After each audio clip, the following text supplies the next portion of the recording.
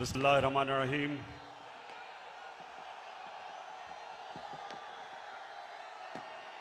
अल्लाह तेरी इबादत करते हैं, तेरे से मदद मांगते हैं।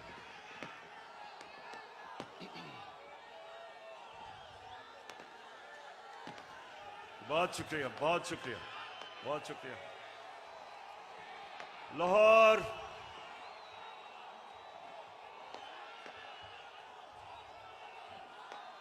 शुक्रिया, शुक्रिया। लाहौर मैं आपका जितना भी शुक्रिया अदा करूं वो कम है।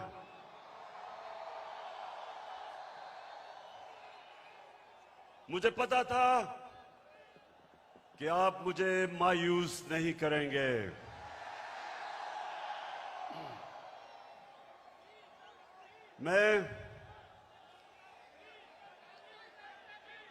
मैंने कभी इतने बड़े जलसे के सामने खिताब नहीं किया।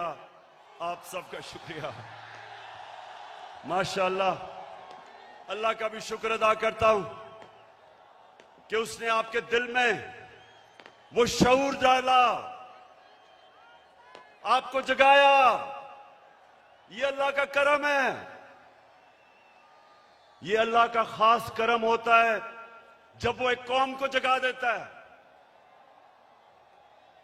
और एक इंसानों के हजूम को एक कौम बना देता है। ये अल्लाह तेरा लाख लाख शुक्र है। लाहौर में इधर पास ही मेयो हॉस्पिटल में पैदा हुआ था और मुझे बचपन से एहसास था। ये आपने आज गौर से बातें सुन। सामने प्लीज बैठ जाएं, बैठ जाएं, आप बैठ जाएं। वो नीचे देख सकते, नीचे बैठ जाओ, बैठ जाओ, बैठ जाओ, बैठ जाएं, सामने बैठ जाएं, वो देख नहीं सकते। बैठ जाएं प्लीज। देखें, मैं पाकिस्तान के साथ बड़ा हुआ हूं। मैं बार बार लोगों को बताता हूं कि मेरे मां बाप एक गुलाम हिंदुस्तान में पैदा हुए थे और उन्होंने पाकिस्तान की तहरीक में शिरकत की थी। और बचपन से उन्होंने मुझे एक चीज बताई कि तुम खुशकिस्मत हो कि एक आजाद मुल्क में पैदा हुए हो। और मैंने जब क्रिकेट की ग्राउंडों के ऊपर अपने मुल्क का नाम ऊपर किया और हमारा पाकिस्तान आहिस्ता आहिस्ता आहिस्ता क्रिकेट की दुनिया में ऊपर जाना शुरू हुआ, तो हमें फख्र होता था कि हम वो पाकिस्तानी हैं जो एक आजाद पाकिस्तान को दुनिया में उठा रहे हैं। तो मेरे पाकिस्तानियों, लाहौर के लोगों, जो आप सब यहां हैं, जो बाहर हैं, वैसे मैंने कभी इतनी पब्लिक नहीं देखी। मैं फिर से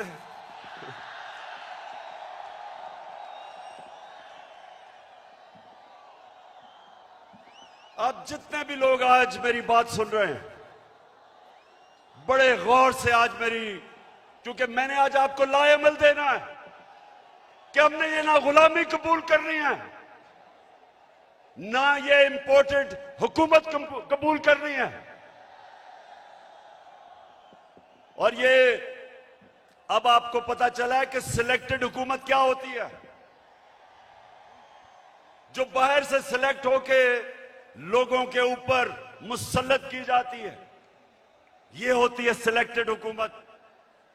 जो डरती है इलेक्शन से, जो साजिशों से, जो पैसे लगा के, जमीन खरीद के, बाहर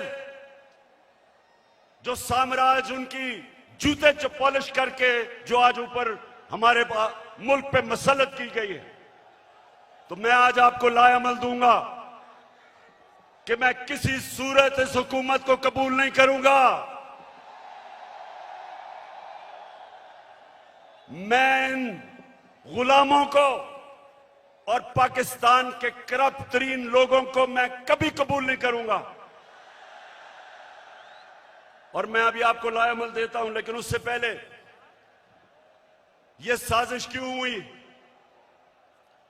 मेरे लाहौर के लोगों, जरा थोड़ा सा सब्र से सुने, यह साजिश हुई क्यों। मैं जब से वजीर आजम बना, मेरी सबसे बड़ी कोशिश यह थी कि हमारी आजाद फॉरेन पॉलिसी बने। आजाद फॉरेन पॉलिसी का मतलब यह कि हम जो भी फैसले करें अपने लोगों के मफादात के लिए करें। मैं अपने लोगों को किसी बैरूनी मुल्क की उनके मफादात के लिए कुर्बान ना करूं। मेरे फैसले मेरी कौम के लिए हों।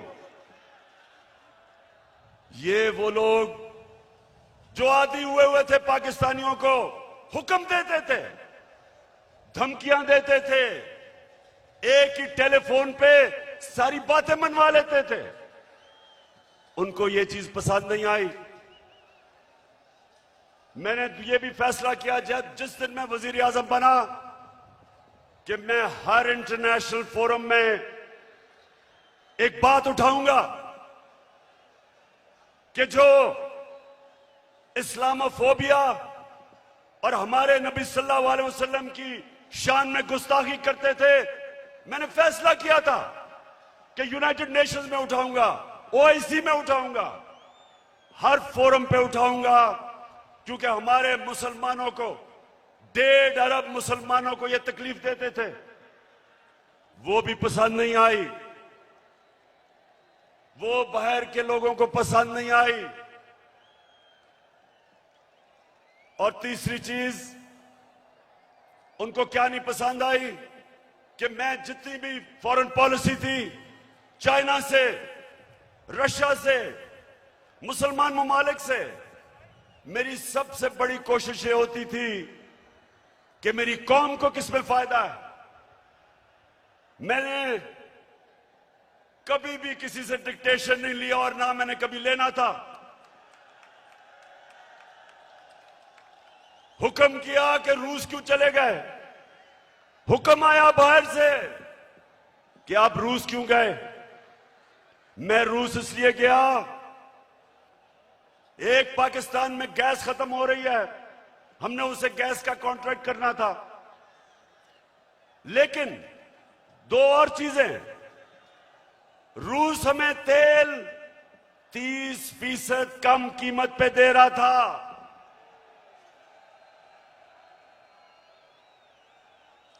तेल 30% कम कीमत पे, इसका मतलब कि पेट्रोल और फजल रहमान को 30% कम पे हम बेच सकते थे।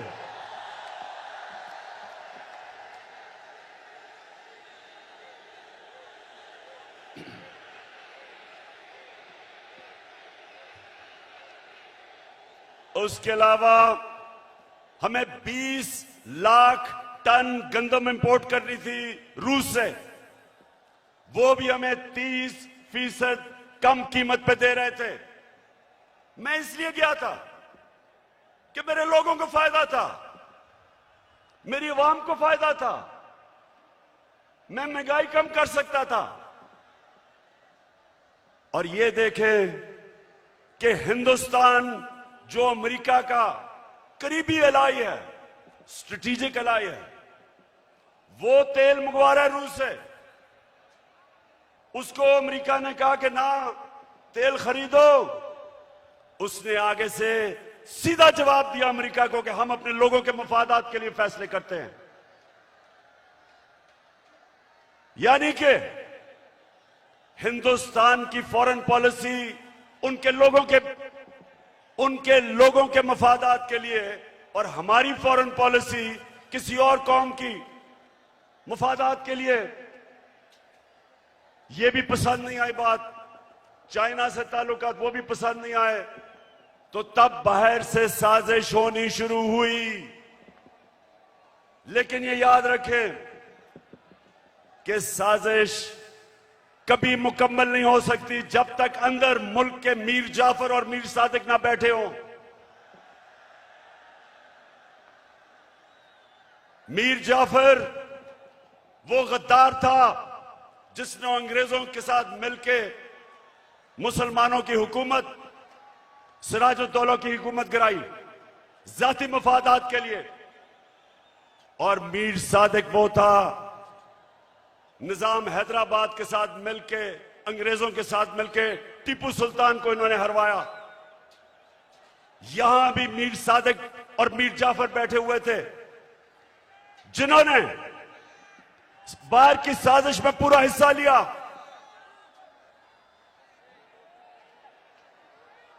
क्या हुआ?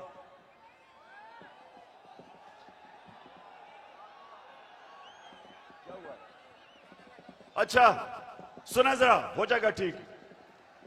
तो ये साजिश बाहर से हुई, अंदर मीर जाफर और मीर सादिक बैठे थे, अंदर थ्री स्टूजेस बैठे हुए थे, इन्होंने इनके साथ मिले। और भी इसके अंदर लोग मुलव्वस थे। और तारीख इन सारों को किसी को माफ नहीं करेगी जिन्होंने मिलके एक हुकूमत को कब गिराया। मेरे पाकिस्तानियों ये सुने, हमारी हुकूमत को तब गिराया जब हमारी हुकूमत की, और मैं चैलेंज करता हूं, सबसे बेहतरीन पाकिस्तान की परफॉर्मेंस तहरीक इंसाफ की हुकूमत की थी।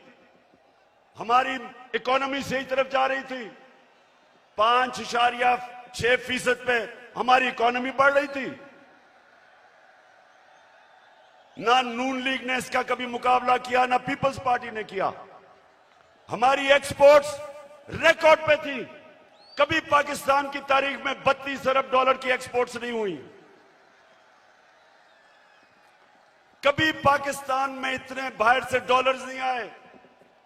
31 अरब डॉलर रेमिटेंसेस बैरून मुल्क पाकिस्तानियों ने हमें भेजी। 31 अरब डॉलर। हम जब हुकूमत में आए थे 19 अरब डॉलर थी। और पाकिस्तान की तारीख में सबसे ज्यादा पैसा हमने इकट्ठा किया टैक्स में, 6000 अरब डॉलर से ऊपर। यह भी पाकिस्तान की तारीख का रिकॉर्ड था। हमने सबसे सारे बर्रे सगीर में जिस मुल्क में सबसे कम बेरोजगारी थी वो पाकिस्तान था। सबको पीछे छोड़ गए हम। और ये कब? जब कोरोना वायरस ने दुनिया में तबाही मचाई हुई थी। पाकिस्तान वो मुल्क है जिसकी दुनिया ने मिसाल दी कि उस मुल्क जिसने सबसे बेहतर कोरोना वायरस को हैंडल किया, अपने लोग भी बचाए, अपने गरीब भी बचाए, अपनी इकोनॉमी भी बचाई।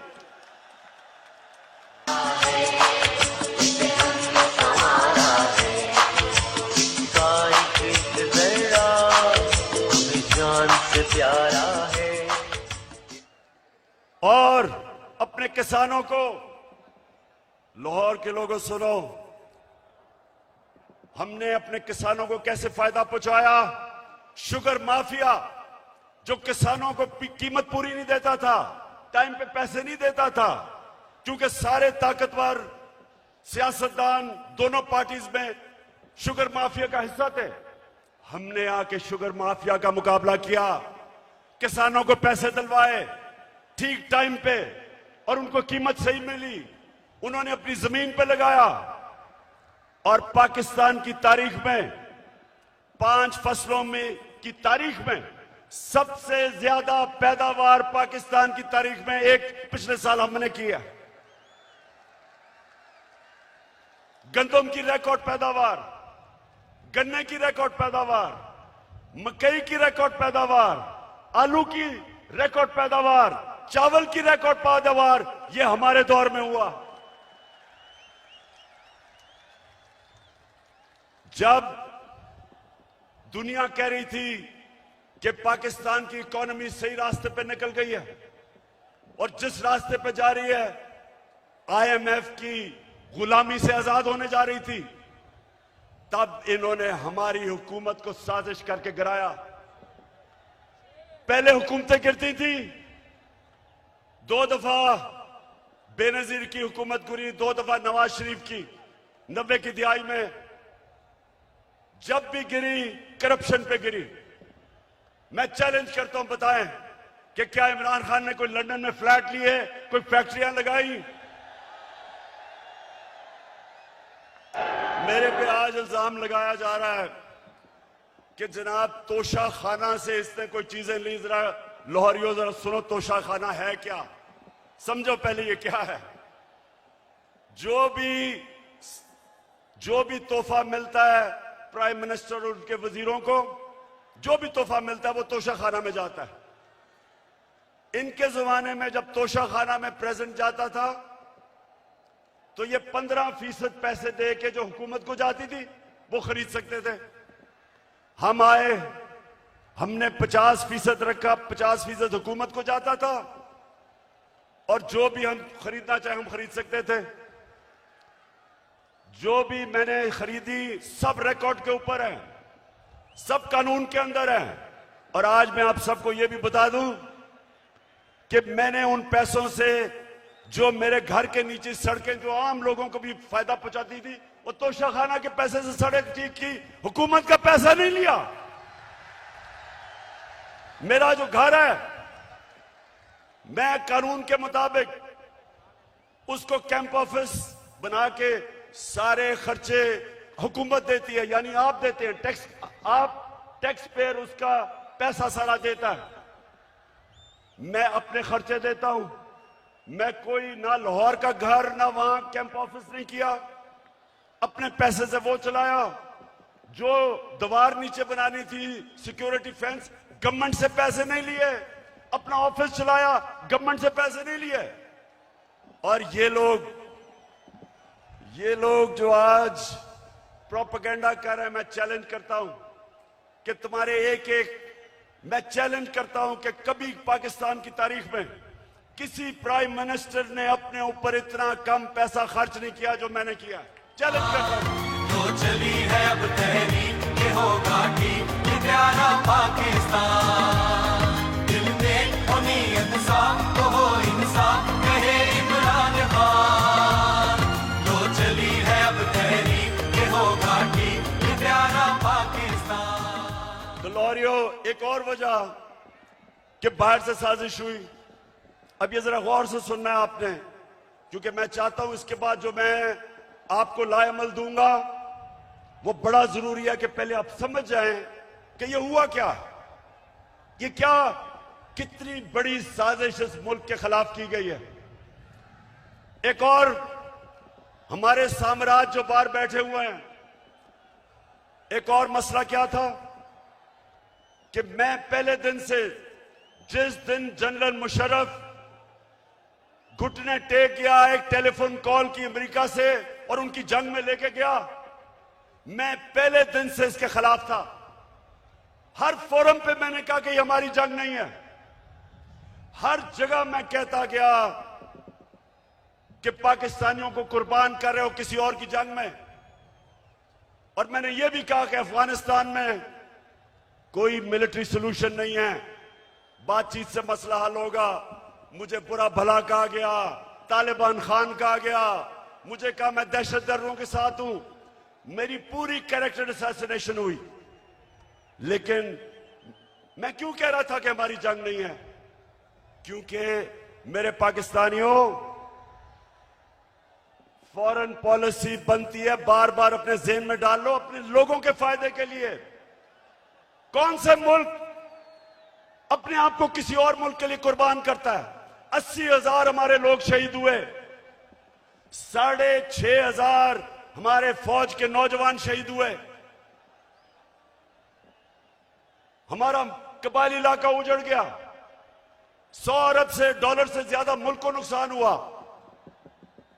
कभी कोई कमीशन बैठी, कभी किसी ने यह सोचा कि ये किसने हमें इस जंग में लेके गया ताकि आगे से हम इस तरह की हिमाकत ना करें। तो जब मेरे से इंटरव्यूअर ने पूछा कि आप अमेरिका को बेस देंगे, क्या कहा मैंने? और क्या आप मेरे से कोई और उम्मीद रखते थे? एब्सोल्युटली नॉट के अलावा कोई उम्मीद रखते थे? क्योंकि मेरा जीना मरना पाकिस्तान में है, ये मेरा मुल्क है, ये मेरे लोग हैं। मैं क्यों अमेरिका के लिए अपने लोगों को कुर्बान करूं? तो ये भी उनको तकलीफ थी। उनको चाहिए थे चेरी ब्लॉसम बूट पॉलिश करने वाले,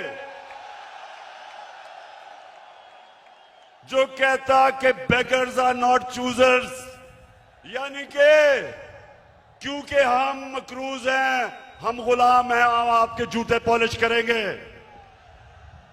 पाकिस्तानियों, ये याद रखो, मैं बार बार आपको एक चीज कहता हूं, कभी किसी जमात को वोट ना दो जिनके लीडर्स के पैसे जायदादें मुल्क से बाहर पड़ी हैं, कभी उनको वोट ना दो। ठीक करेगा सब कप्तान, नया बनेगा पाकिस्तान, नया बनेगा पाकिस्तान, नया बनेगा पाकिस्तान। डट के खड़ा है अब इमरान, नया बनेगा पाकिस्तान। डट के खड़ा है अब इमरान, ठीक करेगा सब कप्तान।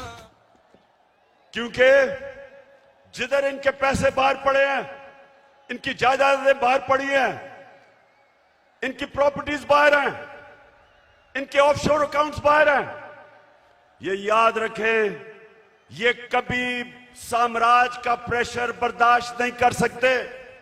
ये वो करेंगे जो उनको हुक्म मिलेगा। उनको इस तरह के करप्ट गुलाम पसंद इसलिए हैं कि ये हमेशा उनके सामने झुके रहेंगे। 400 ड्रोन अटैक हुए पाकिस्तान में। पाकिस्तानियों, 400 ड्रोन अटैक हुए यहां। कोई दुनिया में मिसाल ही नहीं कि जिस मुल्क के लिए आप जंग लड़ रहे हैं वो आपके ऊपर ही बमबारी कर रहा है, इसकी कोई मिसाल नहीं मिलती। 400 ड्रोन अटैक हुए पाकिस्तान में। एक दफा कभी नवाज शरीफ के मुंह से एक दफा निकला कि ये आप बड़ा गलत कर रहे हैं, ये सारे ह्यूमैनिटेरियन लॉज के खिलाफ है, ये कानून के खिलाफ है कि जज, जूरी, एक्सिक्यूशनर 4000 मील दूर बैठ के एक बटन दबाता है और लोग मर जाते हैं, नीचे बम फट जाते हैं।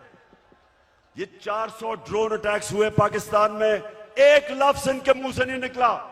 मैं निकला सड़कों पे, मैंने धरने किए ड्रोन्स के खिलाफ, मैंने हर जगह अपनी आवाज बुलंद की, लेकिन इनके मुंह से एक लफ्ज नहीं निकला, क्योंकि ये अपने पैसे के गुलाम हैं और पैसे बाहर पड़े हुए हैं इनके।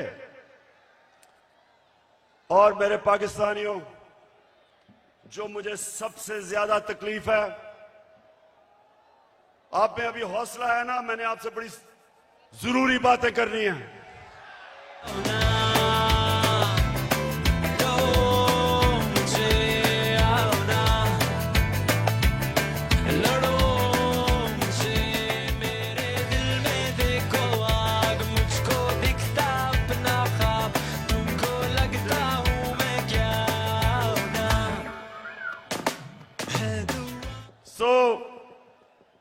हुआ क्या, बाहर से साजिश प्लान हुई, अंदर मीर जाफर बैठे हुए थे।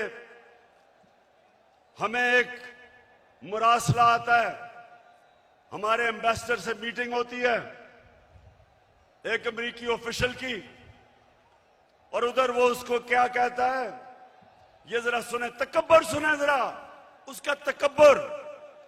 हमारे एम्बेसडर को कहता है कि अगर तुमने इमरान खान को इस नो कॉन्फिडेंस मोशन में ना हराया तो पाकिस्तान को बड़ी मुश्किलों का सामना करना पड़ेगा। तकब्बर सुने, 22 करोड़ हमारी आवाम, दुनिया का 5वां छठा बड़ा मुल्क, और एक ऑफिशियल हमारे एम्बेसडर को कह रहा है कि अगर तुमने इमरान खान को, ये जो उसके खिलाफ नो कॉन्फिडेंस मोशन आ रहा है, अभी आया नहीं था, उसको पहले ही पता था, कहता कि अगर ये आपने इसको ये अगर कामयाब ना हुआ इसके खिलाफ तो पाकिस्तान को बड़ी मुश्किलों का सामना करना पड़ेगा। लेकिन अगर कामयाब हो गया, और ये सुनो मेरे पाकिस्तानियों, कहता अगर कामयाब हो गया तो हम पाकिस्तान को माफ कर देंगे।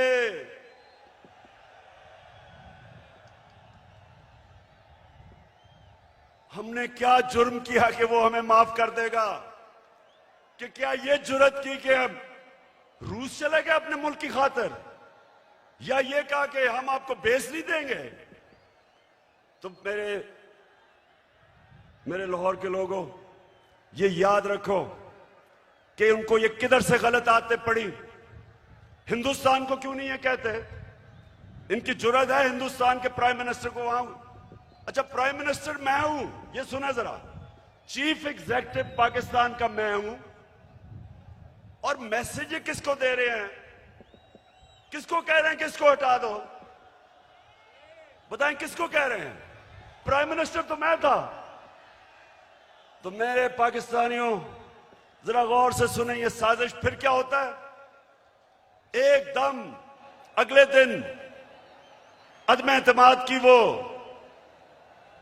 आती है तहरीक, वो आप टेबल करते हैं असेंबली में, और हमारे जनाब 20 लोगों को वहां सिंध हाउस में जाना शुरू हो जाते हैं, उनकी बोली लग जाती है, 20-20 करोड़ में उनके जमीर बिकने शुरू हो जाते हैं।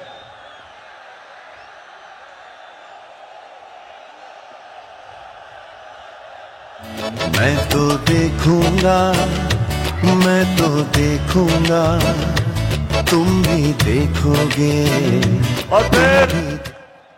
और फिर जो हमारे इत्तेहादी हैं, मैं मुंह ने सिलाई आज आपको खराज तहसीन पेश करता हूं। आप वाहिद रह गए, बाकी सारे चले गए। मैं तो देखूंगा, मैं तो देखूंगा, उनकी कीमतें लगी, बोलियां लगी, जैसे बकरा ईद पे बकरे बिकते हैं। बंद किया जनाब उनको सिंध हाउस के अंदर, सिंध से पुलिस लेके आए। सोचिए ये पाकिस्तान में हो रहा है। मैं अपनी आज बड़े अदब से मैं अपनी अदालतों से पूछता हूं कि क्या ये आइन के खिलाफ नहीं है, ये कानून के खिलाफ नहीं है कि बिक रहे हैं बकरों की तरह? अवाम से वोट लेके आए हमारे टिकट पे, और वहां जाके उनकी बोलियां लग गई। यानी ये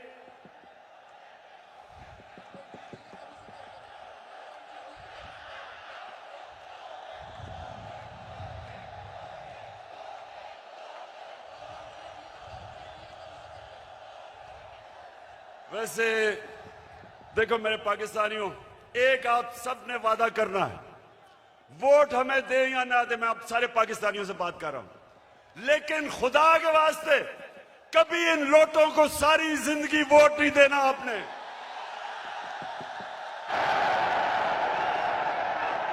जमीर फरोशों को, जिनका ना कोई दीन है ना ईमान है, ना उनमें शर्म है, कि सारी जिंदगी उनके बच्चों के ऊपर धब्बा लगेगा कि ये हैं वो लोग जिन्होंने अपने आप को बेचा, अपने जमीरों को बेचा। सारी जिंदगी के लिए इनके ऊपर एक मोहर लगे कि कभी ये सियासत के पास ना आए। जिन जिन हलकों में ये जाएंगे, मेरी कौम पाकिस्तानियों, अगर आपने इनको किसी भी हलके में जीतने दिया, आप इस मुल्क से गद्दारी करेंगे।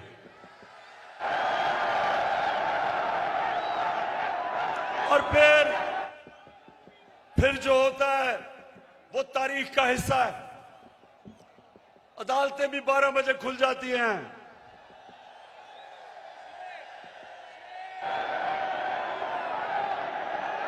मेरे यहां दोनों स्पीकर बैठे हुए हैं, एक्स स्पीकर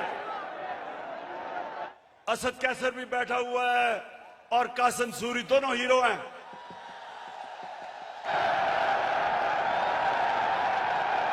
हम सारा वक्त, हमारे आइन में ट्राइकोटमी ऑफ पावर की बात थी। हमारे आइन में यह था कि सुप्रीमेसी ऑफ पार्लियामेंट, लेकिन ये सब हमने अपनी आंखों के सामने,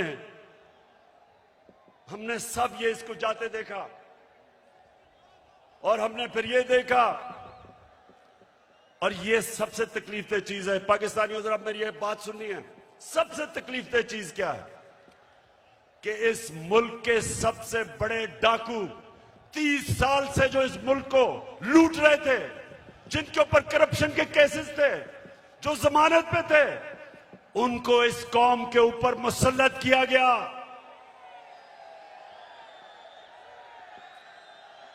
पाकिस्तानियों, मैं मेरे से बेहतर शायद कोई भी पाकिस्तान की सियासत में ना अमेरिकनों को जानता है, ना यूरोपियंस को जानता है जो मैं जानता हूं। कोई नहीं मेरे से बेहतर जानता। उनके अपने मुल्कों में ये कोई तस्वर भी नहीं कर सकता, कोई सोच भी नहीं सकता कि एक आदमी जमानत पे हो, उसको पार्लियामेंट तो दूर की बात है, उसको चपड़ासी भी बना दे, या उन्होंने हमारा प्राइम मिनिस्टर बना दिया और उसके बेटे को, जो सारा लाहौर जानता है कि हर एक एक चीज के ऊपर रिश्वत लेता था, उसको चीफ मिनिस्टर का कैंडिडेट बना दिया। मैं ये सोचता हूं, आज मेरे पाकिस्तानियों सुनो जरा, मैं ये सोचता हूं क्योंकि मैं उन माशरों को बड़ी अच्छी तरह जानता हूं कि वो हमें कितनी हकारत से देखते हैं, हमें वो क्या समझते हैं कि चोरों के हमारे ऊपर मुसल्लत कर दिया। खुद सोचो, 20 साल ये जो आज बैठे हुए हैं, ये एक दूसरे को चोर कहते रहे हैं। क्या ये चेरी ब्लॉसम ने नहीं कहा था कि मैं आसिफ जरदारी का पेट फाड़ के पैसा निकालूंगा? ये क्या लोगों को बेवकूफ समझते हैं? क्या नवाज शरीफ ने 2 दफा आसिफ जरदारी को जेल में करप्शन पे नहीं डाला था? और क्या आसिफ जरदारी ने हुदैबा पेपर मिल का अरबों रुपए का केस नवाज शरीफ और शहबाज शरीफ पर नहीं किया था? और क्या ये दोनों मिलके फजल रहमान को डीजल नहीं कहते थे?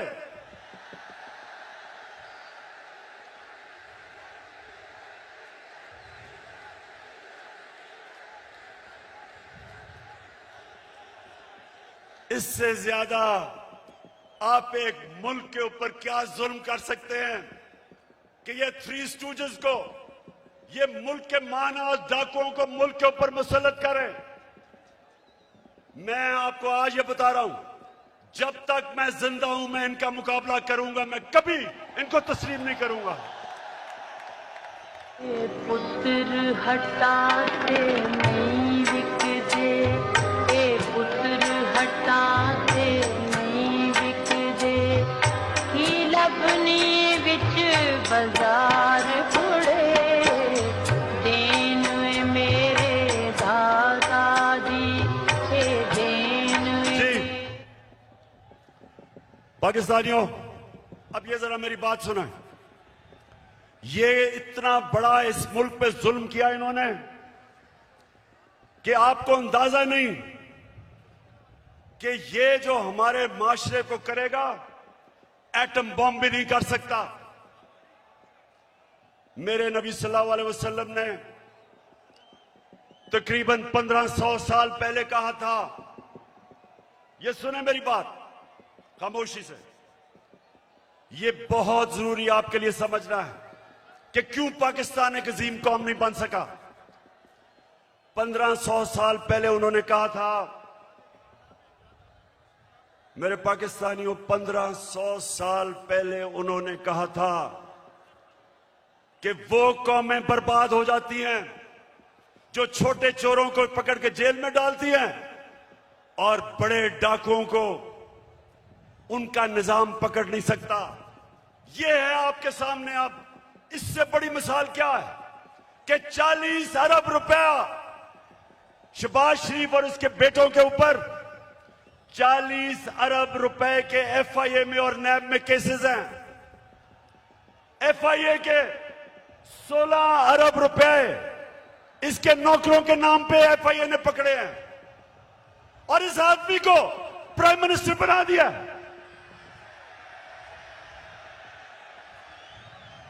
मैं आज सारी दुनिया से पूछता हूं, अपनी सारी कौम से पूछता हूं कि मुझे यह बताएं आप कि वो जो FIA के, और मैं उनको खराज तहसीन पेश करता हूं FIA के ऑफिसर्स को, जिन्होंने इसके केस निकाले और पकड़े।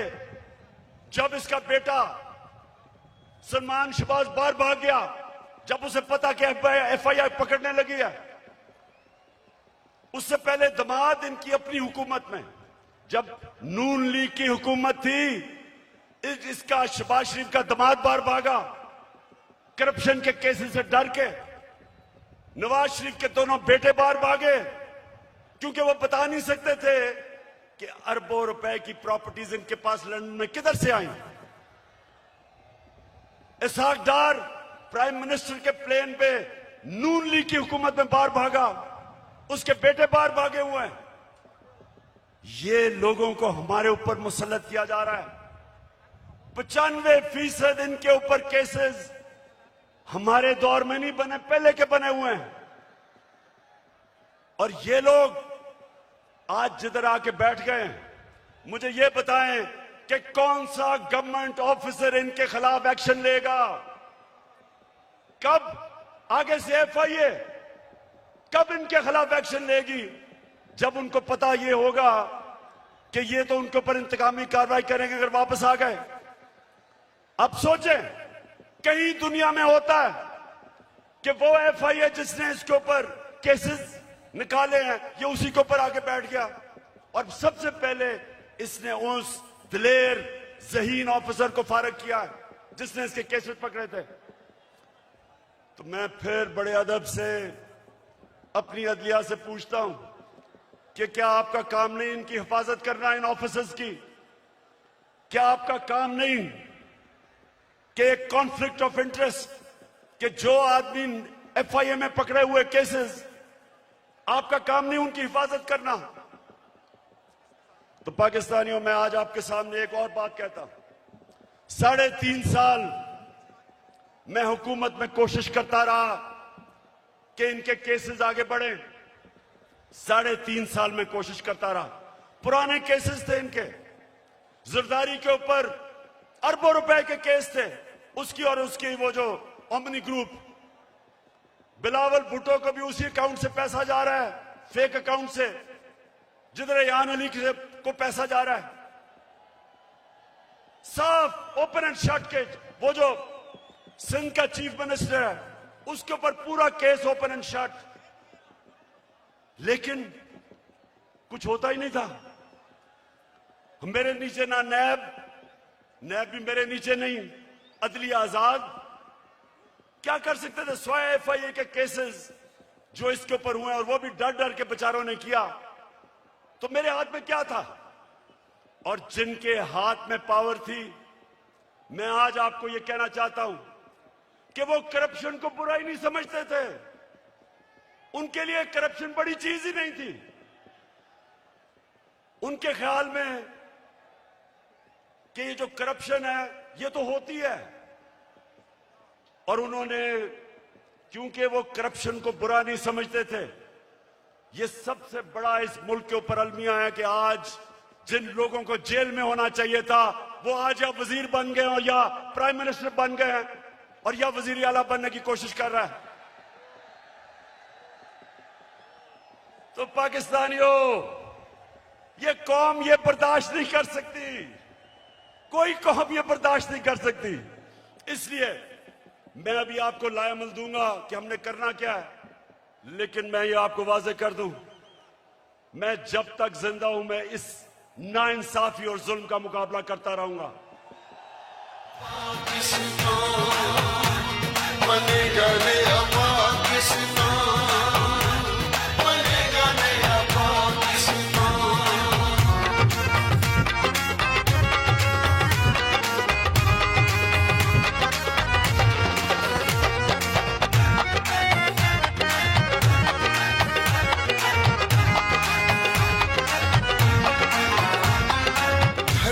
मिसाल होगी अमन अमान की। पाकिस्तानियों, लाहौर के मेरे बाशऊर शहरियों, पहले बताएं आप तैयार होंगे जो मैं आपको बाद में बताने लगा हूं मेरे साथ? इंशाल्लाह। अच्छा, अब मैं आपको जिस चीज की मुझे और बहुत तकलीफ है कि वो केसेस जो भी ताकतवर है यहां, उनको हमारा इंसाफ का निजाम कानून के नीचे ला ही नहीं सकता।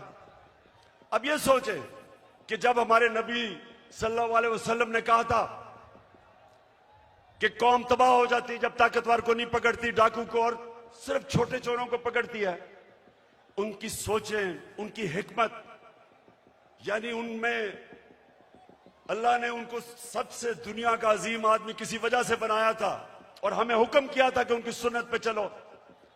देखें, छोटा चोर भैंस चोरी कर लेगा, मोटरसाइकिल चोरी कर लेगा, ज्यादा से ज्यादा गाड़ी चोरी कर लेगा, कितना पैसा बना लेगा। लेकिन जब बड़ा डाकू चोरी करता है, अरबों रुपए की चोरी करता है, अब वो बिस्तर के नीचे नहीं वो पैसा रख सकता, वो बैंक में नहीं डाल सकता क्योंकि पकड़ा जाएगा। लिहाजा वो पैसा मुल्क से बाहर भेजता है, दुगना नुकसान करता है, चोरी भी बड़ी करता है।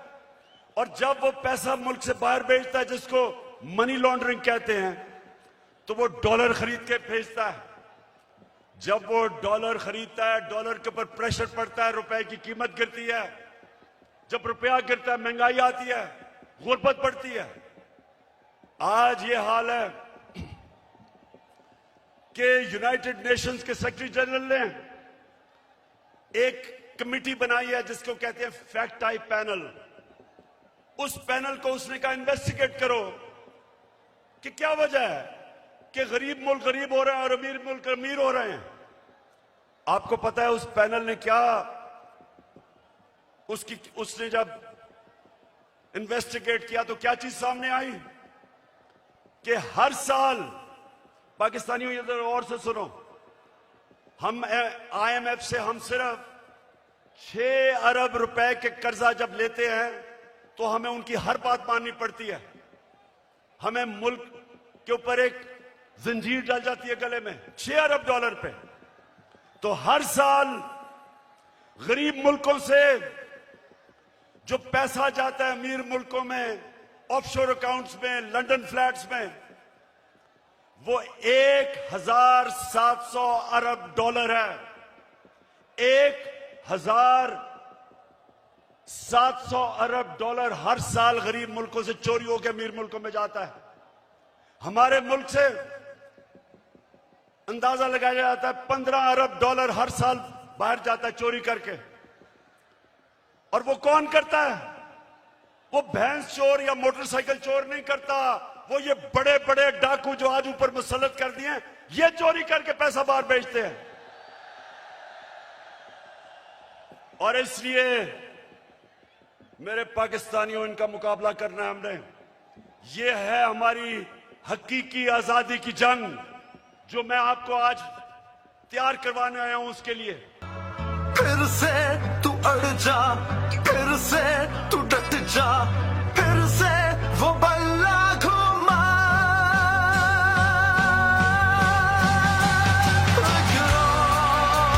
कदम बढ़ा, फिर से वो लम्हा दोहरा, जब जीत के आया था, फिर से वतन को जिता। एक और कदम बढ़ा, फिर से वो लम्हा। ये मैंने सुना है कि ये मीर जाफर की हुकूमत ने फैसला किया है कि कमीशन बनाएंगे उमर आसरे के ऊपर। शहबाज शरीफ, तुम और तुम्हारी फैमिली से ज्यादा झूठे लोग दुनिया में आए नहीं हैं। तुम्हारे से ज्यादा करप्ट लोग इस दुनिया में नहीं आए। आपने आपने तो जाके लाहौर हाई कोर्ट में गारंटी दी थी कि नवाज शरीफ वापस आ जाएगा। नवाज शरीफ ने नेशनल असेंबली में खड़े होकर कहा, जब पनामा में ये पकड़े गए, पनामा में क्या हुआ था? पनामा में पता चला, इंकशाफ हुआ कि जो 4 महंगे तरीन लंदन में मेफेयर की अपार्टमेंट्स हैं वो मरियम के नाम पे हैं। तो जब पनामा में यह इंकशाफ हुआ तो नवाज शरीफ ने असेंबली में जाके कहा कि ये हैं वो दस्तावेज जो साबित करते हैं कि ये लीगल खरीदे गए हैं। वो सारे दस्तावेज जाली निकले। फिर सुप्रीम कोर्ट में कहा, कहता कतरी खत आ गया। वो कतरी खत कहता है कि हमने कैसे अपार्टमेंट लिए, वो भी जाली निकला। फिर मरियम ने सुप्रीम कोर्ट में कहा, एक ट्रस्ट डीड उसने दिखाई। अब ट्रस्ट डीड क्या कहती है? उन्होंने कहा जी ये मेरे भाइयों के मेरे बीच में ये ट्रस्ट डीड थी। पता चला कि वो जिस कैलिब्री फॉन्ट से लिखी गई थी वो उस 2006 में आई नहीं थी। नकल में भी अकल चाहिए। और फिर इनके लाहौर में जो इन्होंने लूट मार की एलडीए में, हर थोड़ी देर के बाद आग लगती है और उनके रिकॉर्ड जल जाते हैं। तो तुम्हारा ख्याल है शहबाज शरीफ कि हम तुम्हारी कोई कमीशन मानेंगे? हम सिर्फ एक कमीशन मानेंगे, सुप्रीम कोर्ट के अंदर ओपन हेयरिंग हो। जिस तरह धांधली के ऊपर कमीशन बनी थी, ओपन हेयरिंग हो, मीडिया के सामने हो, ताकि सबको पता हो कि कितनी बड़ी साजिश हुई है पाकिस्तान से। और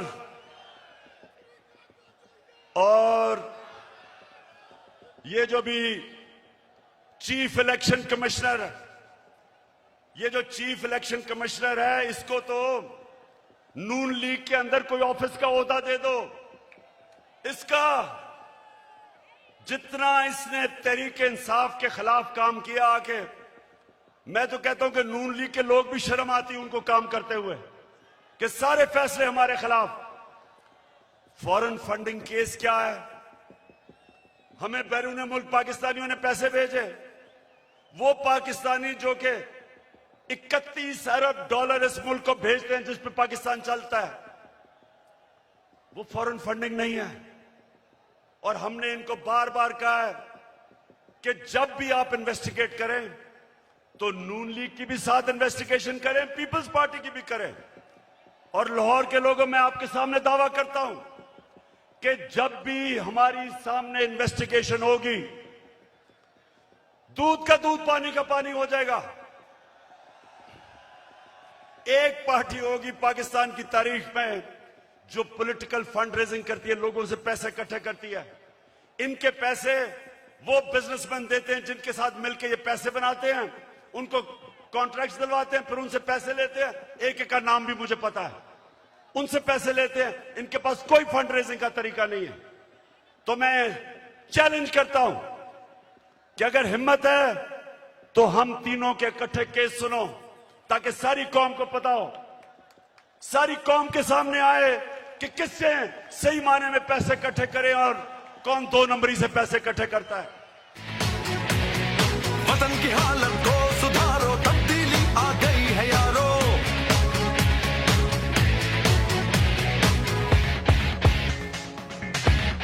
तब्दीली आ नहीं रही, तब्दीली आ गई।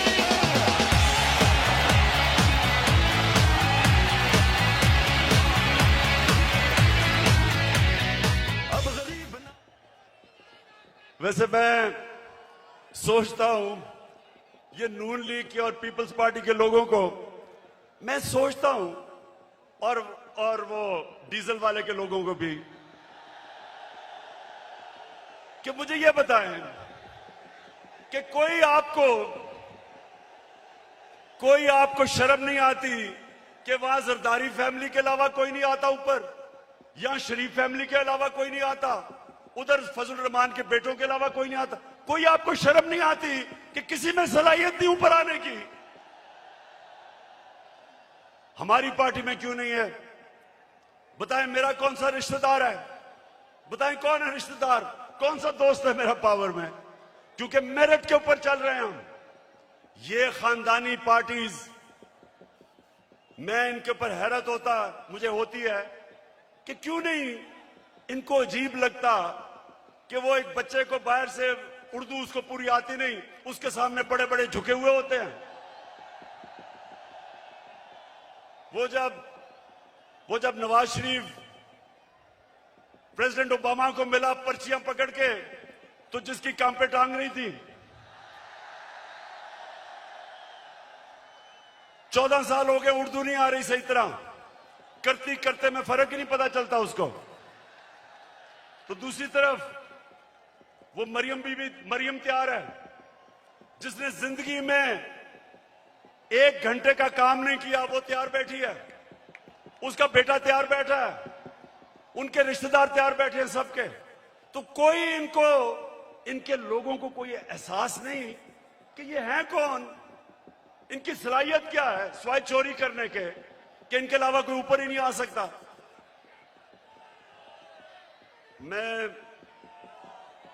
अब मैं आपसे आखिर में, अब जो मैं बात करने आया था, आप सबको यहां इकट्ठा किया, उस पे मैं आने लगा हूं। तो मैं सबसे पहले पाकिस्तानियों, अब आपने थोड़ी सी जरा तहम्मुल से मेरी बात सुननी है, क्योंकि इसके लिए मैंने आज आपको बुलाया है। देखिए पाकिस्तानियों,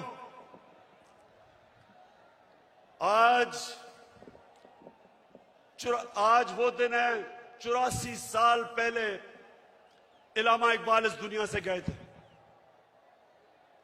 सामने उनका मजार है, और वो एक ऐसा इंसान था, शायद ही कोई ऐसा ज़ेन 500 साल में मुसलमान दुनिया में आया हो। और इलामा इकबाल की जो पूरी कोशिश थी कि एक गुलाम कौम को उठाए, जिंदा करे गुलाम कौम को, उनकी इतनी शायरी है। लेकिन जो मुझे सबसे ज्यादा पसंद है, और आज जो मैं एक फिक्रा कहना चाहता हूं, कि उस रिस्क से मौत अच्छी है जिस रिस्क से परवाज में आती है कोताही।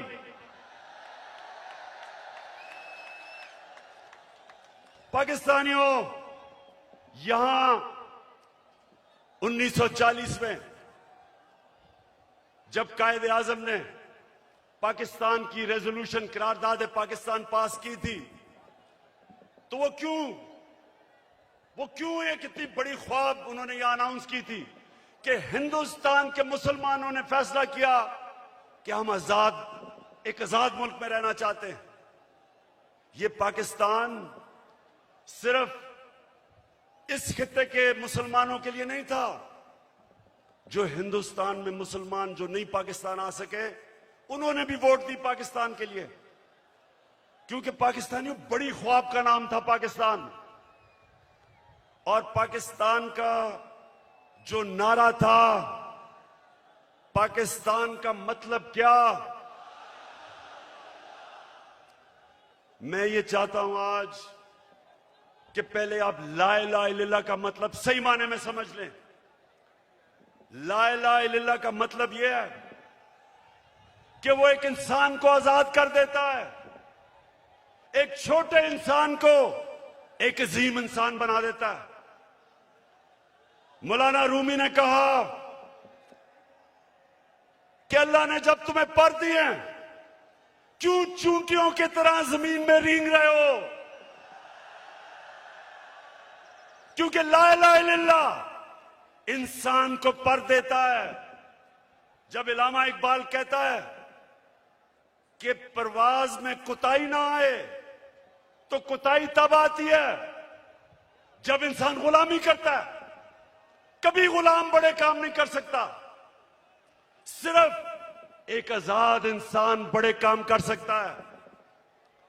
और मैंने रहमतुल लिल आलमीन अथॉरिटी इसलिए बनाई क्योंकि मुझे एहसास हुआ कि हमारे बच्चों को, हमारे नौजवानों को सीरत नबी का तो पता ही नहीं है।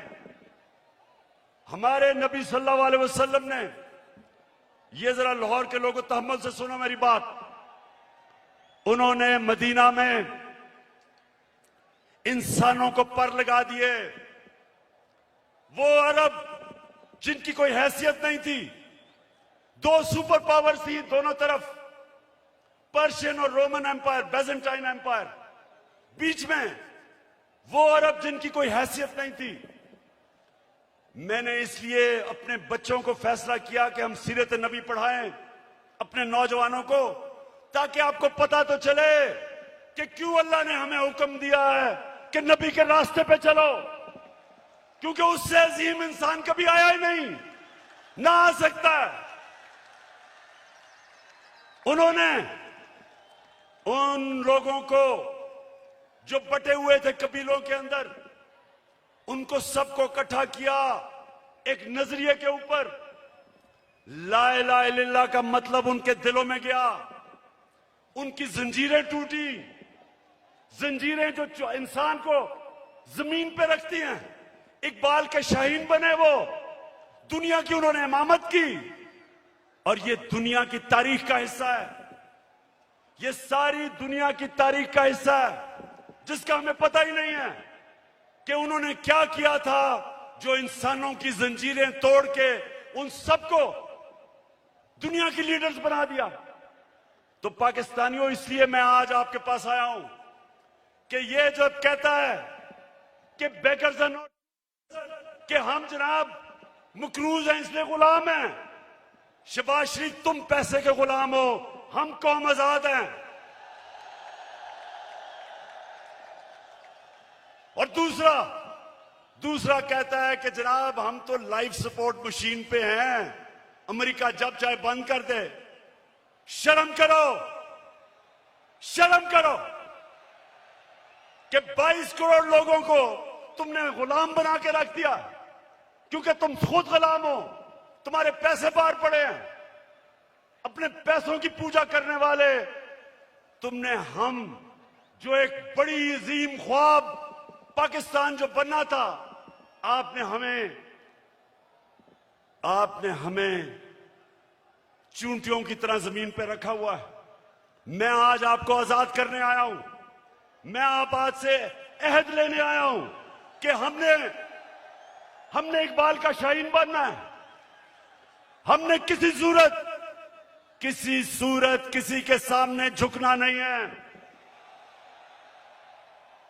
हमने 22 करोड़ की एक ऐसी कौम बनना है, वो कौम बनना है। और मेरा लीडर कायदे आजम था, जो एक गुलाम हिंदुस्तान में भी आजाद आदमी था। तो पाकिस्तानियों, मैं चाहता हूं कि आप अपना मुकाम समझें। कुरान में अल्लाह कहता है कि मैंने इंसान को अशरफुल मखलूकात बनाया, सबसे अजीम मखलूक। फरिश्तों को कहा कि इंसान के सामने झुको। शैतान को उन्होंने जन्नत से निकाला एक वजह से, इबादत तो वो सबसे ज्यादा करता था अल्लाह की, क्योंकि उसमें तकब्बर था, कहता मैं इंसान के सामने नहीं झुकता। और अल्लाह ने उसे कहा कि तुम्हें भी अंदाजा नहीं कि मैंने इसको क्या सलाहियतें दी हैं। और कुरान में फिर ये भी है, जब इंसान ऊपर जाता है तो फरिश्तों के उससे ऊपर चला जाता है, लेकिन जब वो गिरता है जानवरों से नीचे गिर जाता है। हमारे ऊपर है, हम ऊपर जाना चाहते हैं या जमीन पे रेंगना चाहते हैं। पाकिस्तानियों, आप एक दफा फैसला कर लें। जब आप फैसला करेंगे कि हम किसी सूरत स्वाय अल्लाह के किसी के सामने नहीं झुकेंगे, आपकी परवाज ऊपर चली जाएगी। जिस दिन ला इलाहा इल्लल्लाह का मतलब आप समझ गए, आपकी जंजीरें टूट जाएंगी। ये जो गुलामी की जंजीरों में हमें डालना चाहते हैं, टूट जाएंगी। अब सब उठ जाएंगे। 22 करोड़ लोग हैं, बाहर पाकिस्तानी बैठे हैं, हर किस्म की सलाहियत रखते हैं, लेकिन ये चोर और डाकू, पैसे के गुलाम, अगर ये आपके ऊपर बैठे रहे ये मुल्क कभी आगे नहीं बढ़ेगा बल्कि नीचे जाएगा। हमारी कभी फॉरेन पॉलिसी आजाद नहीं हुई स्वाय थोड़ी देर के भुट्टो के जमाने में, और भुट्टो को साजिश करके अंदरूनी मीर जाफर ने उसको फांसी दिलवाई। कभी उसके बाद आजाद नहीं हुई, लेकिन कभी इतनी गुलाम भी नहीं हुई जो ये थ्री स्टूजेस के दौरान हुई है। जो इन्होंने हमारे साथ किया, जिस तरह इन्होंने हमें गुलामी करवाई, इसकी कोई मिसाल नहीं है। रमजी यूसुफ को पकड़ा दिया अमेरिकनों को हमारे कानून के बरखिलाफ। एमएल कांसी को पकड़ा दिया हमारी अदालतों को पूछे बगैर। एमएल कांसी के वकील ने अमेरिका की अदालत में क्या कहा जब उन्होंने पूछा जज ने कि क्यों पाकिस्तान के कानून के बगैर आप उसको उठा के ले गए, तो उसका वकील कहता कि पाकिस्तानी अपनी वालदा को बेच देंगे डॉलरों के पीछे। और वो किसका दौर था? नवाज शरीफ का दौर था। हम नहीं बेचेंगे, ये नवाज शरीफ बेच देगा, पैसे का पुजारी है। फिर जनरल मुशर्रफ का दौर आया, 9/11 के बाद इसने पकड़ पकड़ के पाकिस्तानियों को ग्वांटानामो बे में दे दिए। मुल्ला ज़ईफ तालिबान का एम्बेसडर था, जिनीवा कन्वेंशन के मुताबिक उसको प्रोटेक्शन थी। उन्होंने उसके बावजूद पकड़ा दिया, उनको ग्वांटानामो बे में भेज दिया। हमारे मुल्क से लोगों को उठा उठा के ले गए। हम जंग उनकी लड़ रहे हैं और दुश्मन हम ही बने हुए हैं। 400 ड्रोन अटैक्स करवा दिए, कबायली इलाके को उजाड़ दिया। जो कबायली इलाके के लोगों को मुश्किलों का सामना करना पड़ा, आप सोच भी नहीं सकते। 35 लाख लोगों ने नकल मकानी की वहां से, 40 लाख लोगों ने स्वाद से नकल मुकानी की। या मेरे 2 एक्स मिनिस्टर्स बैठे हुए हैं, मुराद सईद, इसकी वालदा को एक उसी जंग में स्वाद में जब बम फटा तो उसकी वालदा के सर पे लगा, अभी तक वो कोमा में है, सालों से वो कोमा में पड़ी हुई है। यहां सरताज गुल है, उसका भाई यहां खुदकुश हमले में लाहौर में वो बेचारा शहीद हुआ। मेरे मां और वालिद की तो दोनों तरफ से, एक जनरल बिलाल शहीद हुए वालदा की तरफ से, और न्याजी हमारे मियां वाली से शहीद हुए। 80,000 हमारे लोग मारे गए। क्यों? पाकिस्तान की जंग से क्या ताल्लुक था? क्योंकि गुलाम बैठे हुए थे। हमें कुर्बान किया गया किसी की खातिर और हमें दुनिया में जिल्लत मिली। उसामा बिन लादेन को पाकिस्तान में आके इन्होंने खत्म किया। कोई 3 दिन कोई बोला नहीं। प्रेसिडेंट ओबामा अपनी किताब में लिखता है कि मुझे बड़ा खौफ था कि मैं सदर जरदारी को जब टेलीफोन करूंगा वो बड़ी मुजम्मत करेगा कि तुमने हमारे मुल्क में आके ये किया क्या। कहता जब 3 दिन के बाद मैंने जरदारी को टेलीफोन किया तो कहता मुझे मुबारक देनी शुरू कर दी उसने।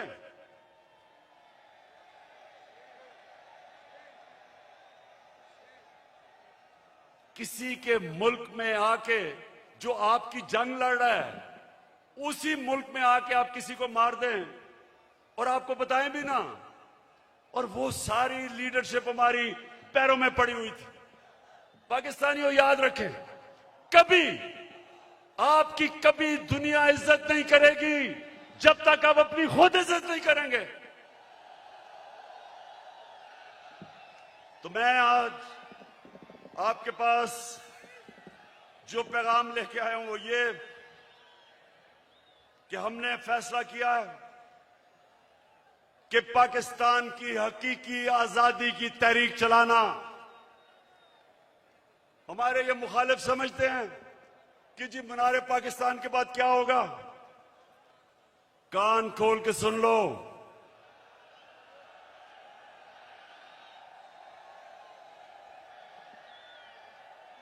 कान खोल के सुन लो कि असल पार्टी तो अब शुरू हुई है।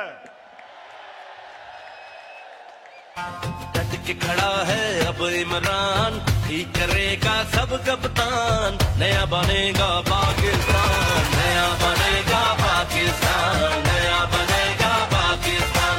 डट के खड़ा है अब इमरान।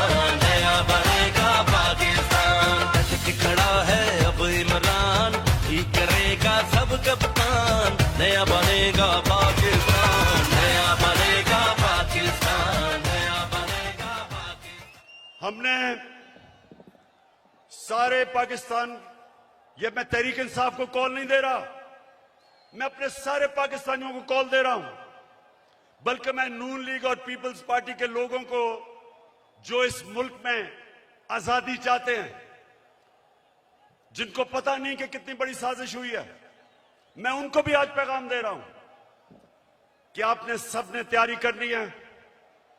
गली गली, मोहल्ले मोहल्ले, शहरों में, गांव में आपने सबने तैयारी करनी है, आज से शुरू करनी है। आपने मेरी कॉल की इंतजार करनी है जब मैं आप सबको इस्लामाबाद बुलाऊंगा।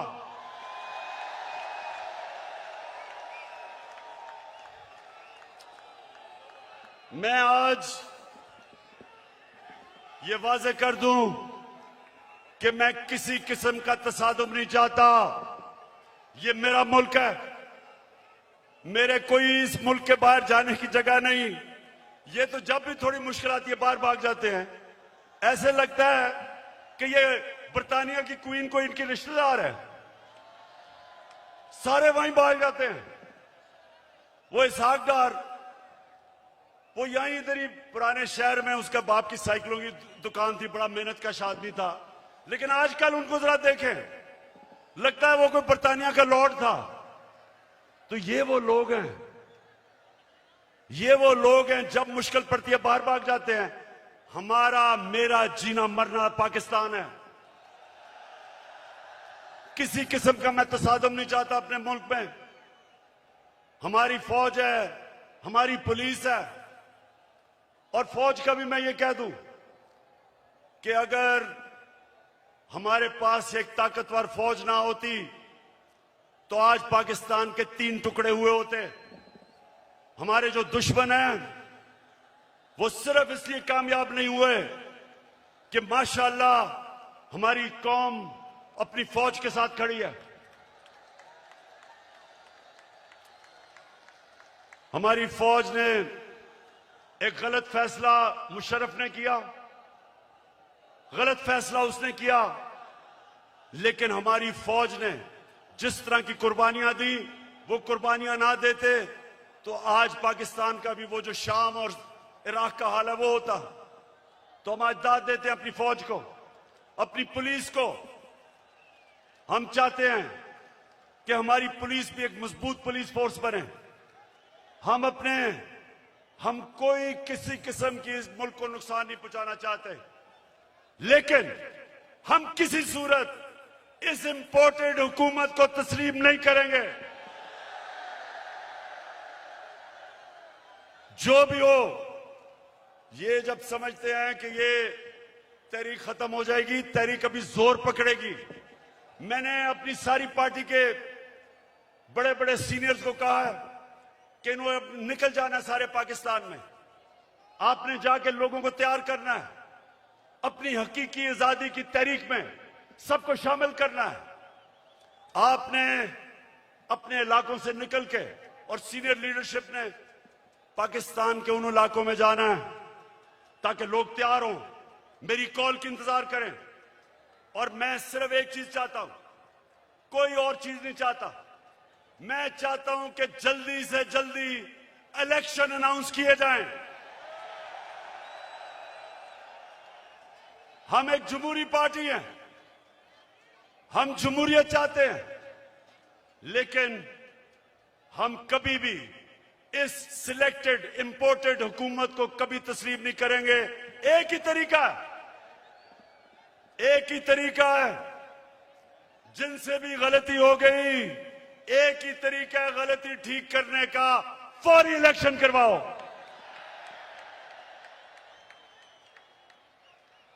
27वीं तारीख को मैं चाहता हूं मेरे पाकिस्तानियों, 27वीं तारीख को शबे दुआ की रात हम बनाएं, अल्लाह से दुआ करें कि हमारी हकीकी आजादी की तहरीक को कामयाब करे अल्लाह। और मैं सबसे अब आखिर में ये अहद लेना चाहता हूं आपने आज हाथ खड़ा करके मेरे साथ एक अहद करना है कि आपने मेरे बाद रिपीट करना है। अभी जो आपको कहूंगा रिपीट करना है। क्या हम सब आज अहद करते हैं कि हम अपने मुल्क की हकीकी आजादी और जमहूरियत के लिए हर वक्त जद्दोजहद करेंगे, तब तक जद्दोजहद करेंगे जब तक इलेक्शन अनाउंस नहीं होते। पाकिस्तान जिंदाबाद। ये होगा ठीक, ये प्यारा पाकिस्तान।